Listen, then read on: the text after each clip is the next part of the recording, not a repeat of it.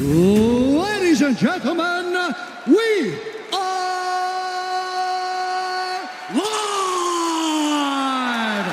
from the Honda Center in Anaheim. Giles! And now introducing his opponent, fighting out of the red corner, an undefeated mixed martial artist, holding a perfect professional record, 12 wins, no losses. He stands 6 feet tall, weighing in at 170 pounds, fighting out of Tijuana, Mexico, Michael Morales! And when the action begins, our referee in charge, Mike Beltran. One of 2 main card assignments tonight for Mike Beltran. The great Ariane Celeste with us as usual on a pay-per-view evening. Chrissy and Luciana in the building here. Great to have you with us from Honda Center, Anaheim, California. And this, the main card opener. Pick'em fight essentially right now on DraftKings Sportsbook. Trevin Giles and Michael Morales. Tonight's fight clock is brought to you by Timex, official timekeeper of UFC. Timex watches have taken a licking and keep on ticking since 1854. Morales in yellow, Trevin Giles in white. 2 hard low calf kicks in a row for Trevin. It's amazing how you lose that weight and Trevin just looks so much younger. Right? He got a baby face. And he looks good physically at 170. He didn't look drawn at the weigh-ins. No. He looked like he did it correctly. Did it the right way. Oh, hard low kick for Morales. Crazy to think he's got a... Oh, he stung him. Interesting that he chose to clinch. Crazy to think that Giles has a win over Ryan Spann in his career. Dude's 6'5", 220 pounds. And Ryan Spann's a beast. The tape is brought to you by Manscaped. Michael Morales was born in 1999.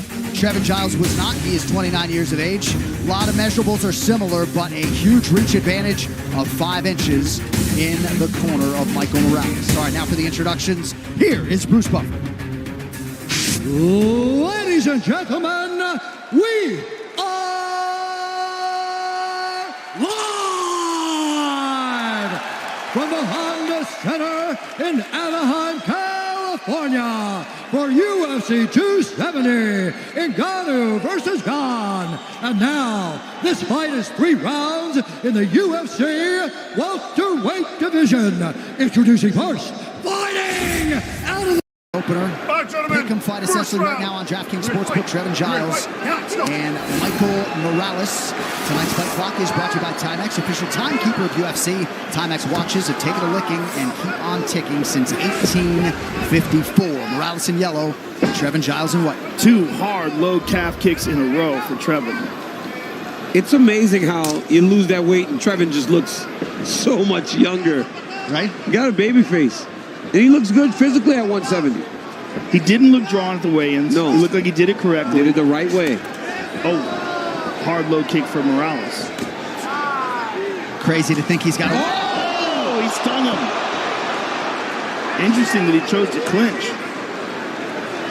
Crazy to think that Giles has a win over Ryan Spann in his career. Dude's 6'5", 220 pounds.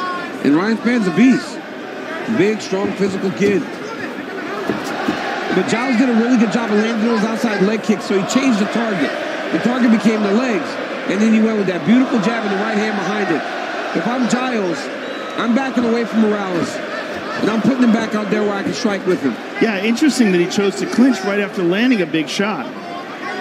That's kind of surprising. Very surprising. Yeah. And that he's continuing to initiate this. He might be trying to tell this young man, like, hey, I can do what you do. Right. Yeah. And honestly, you know, he was with the champ for a reason. So this may be something they were working on. You know that Kamaru Usman was starting the Look at that. Look at that takedown. Fantastic. That's amazing. Look at the arm triangle potential. It's there. He's got to get that right arm free, though. There it is. Start to attack the arm triangle here. Now you start to work on clearing the leg. This is Giles' favorite submission, excuse me. Oh. He's on the wrong side, but you could still create a lot of pressure. Oh, he's got it from the bottom. He got it from the bottom, but this is way That's harder hard, to do. yeah. Way harder to do, and he's not on the arm right. He's on the forearm now. So he's using a tremendous amount of muscle energy now. The leverage is gone from the choke. He's got to readjust, and as he readjusts, there he goes. So now he's readjusted, but now he's lost it. Okay, now Morales is on top, and this is not where Trevin Giles wants to be, especially after, oh, look at that, back up to his feet. Very nicely done. Got to be encouraging for Morales to handle that early adversity coming up on the midpoint of round 1. Man, did you see Morales go from high body lock to low body lock? He lifted up the arms, took the lock down towards the waist, and now he finds himself working towards Giles' back. He just shrugged him. Yeah, he shrugged him up, and then he took the lock down low to give himself an angle to try to get a takedown. But Giles has done a good job of defending to this point. Fortune favors the brave is brought to you by Crypto.com, the fastest growing crypto platform in the world. Download now. You might have to get this Morales out to Gilroy, California, show the boys. Yeah, I mean, he shows some little technique, huh? Under 2 minutes, round 1. UFC welterweight debut for Giles. Giles has some outstanding boxing. A big fan of the way he uses his hands. Look at that. Look at that jab. Good movement there. Yeah, Morales loaded up really big there. You can see that coming from Gilroy, California. Well, that's better. Yeah. If you looked at it on paper, you would say, well, big advantage for Giles with the hands. But you would say Morales advantage with the wrestling. But what we're seeing here is both men can do both things. Oh, good right hand. He hurt him. Morales He got hurt him trouble bad. on the way in. He hurt him bad. Trevin's in big trouble. Oh, my goodness. They're firing back. Big knockdown from Michael Morales. Oh, my goodness. He's I think bad. it's it. It's over. It's over. It's over. That'll do it. Michael Morales.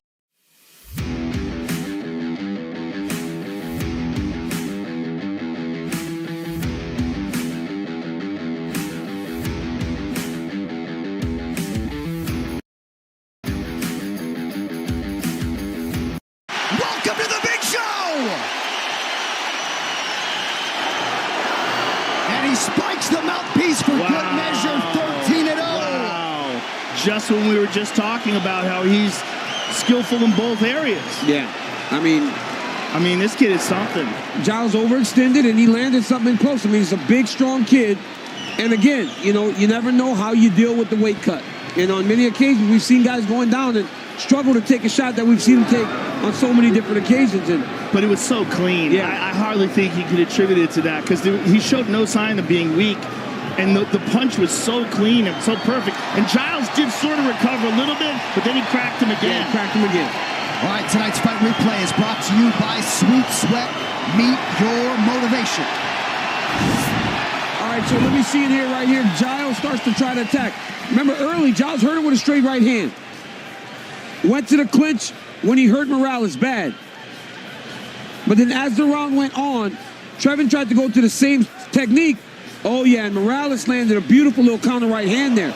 Right on the temple that rattled Trevin Giles. Look at that. Right on the temple. When your chin touches your shoulder on the opposite side, it's a bad thing. And look at the uppercut follow right on the forehead. Trevin survived this. But ultimately, another shot drops him, and then Morales just jumps on him and just starts to let the hands go to get the finish. That is some serious composure from the 22-year-old Michael Morales. Left Ecuador a year ago, literally a day after he got the invite from the Entrim Gym. And we got a potential problem in the best of ways of the UFC welterweight division. Chito Vera's got company when it comes to the Ecuadorian success in the UFC, courtesy of one Michael Morales. Wow. To make it official, here's Bruce. Ladies and gentlemen, referee Mike Beltran has called a stop to this contest at 4 minutes, 6 seconds of the very first round. Declaring the winner by TKO, Michael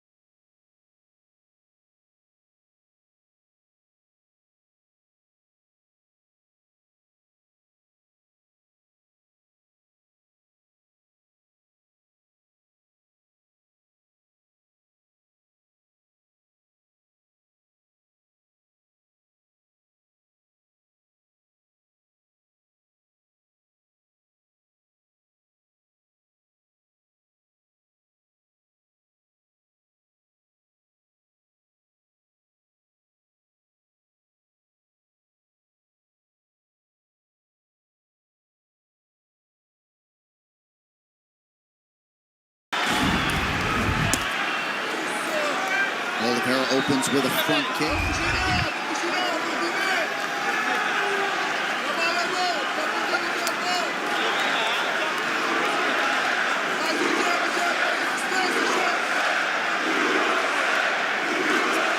Crowd getting behind the American early on.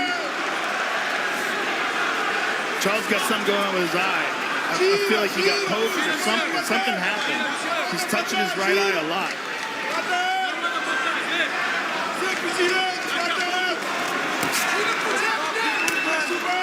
Now Oliveira with a nice offensive flurry. Chandler wicked measured early.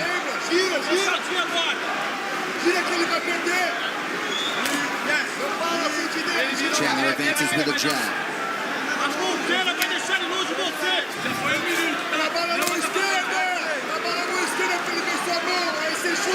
Nice job by the truck isolating what seemed to bother Charles. He's fine now. Charles fights so technically on the feet. Like, look how quickly that right hand comes. He doesn't load up with everything. He just fires it out. There's a nice double leg. Wow. Beautiful entry by Charles Oliveira. Chandler grabbed the cage. Watch his leg. Oh, look at the leg. His leg's in real trouble. Yep, he's in real danger. Real danger.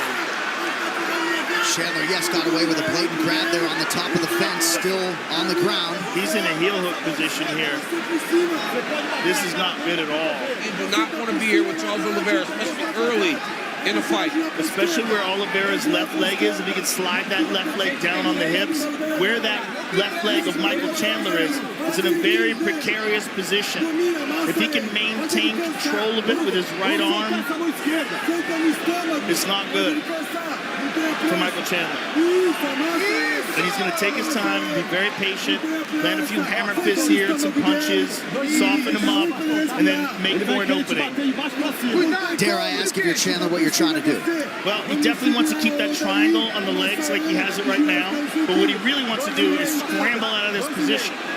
But he's got to do it carefully because Oliveira is one of the best finishers in the history of the sport. His jiu-jitsu is world class. It's so slick. Every time having that position is just real bad. He's deep in on the hips. Chandler's doing a really good job of collecting the left arm of Oliveira. But right here, you start to see his foot slip. Yep. Oliveira's in no rush to clear this either. He's taking his time. Whereas most fighters would feel a bit uncomfortable. This is not a familiar position. Charles seems to be very comfortable in here because it would feel like Chandler, if he could get to an underhook, could take the back of Oliveira. That's a big if, right? Oliveira is such a wizard on the ground. Yes. And the Chandler's left leg is the only thing that's keeping Oliveira from mounting him. Where that left leg is, why he's got his left leg elevated over the hips of Oliveira. If Oliveira bypasses that, he slides over and he's on top of him. Well, look at those little short movements there. He's doing trying to clear that leg. He's going to pop that right leg out and slide that left leg over the top. But by having this control over the body like he has here, at the very least, he can get the side control. But he may very well be able to pop the leg over the top and mount. Chandler thus far doing a nice job controlling that right leg. Yes. But just Oliveira is so big for this weight class and so long, and his jiu-jitsu is so technical. You do not want to be stuck here where everybody's dry, there's not a lot of sweat. Keep working. And he's just got excellent control here. And he's cooking. He's just taking his time, looking for his openings, and he's in front of Makako, who's his longtime MMA coach, a real legend in the early days of the sport. Get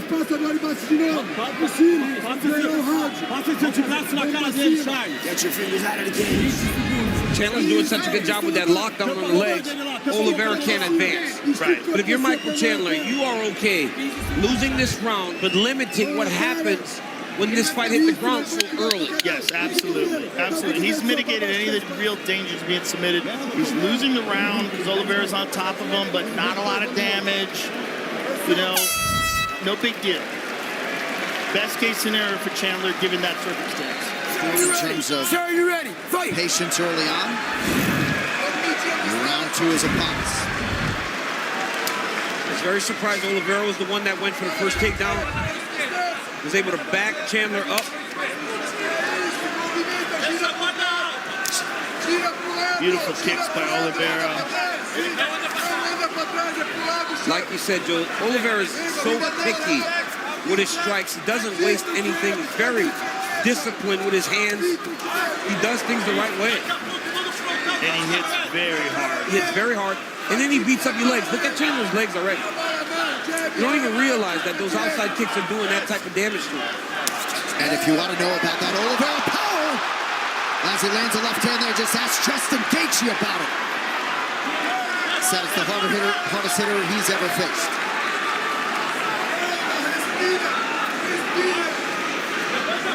Oh! Big right hand for Charles forces Chandler on the retreat.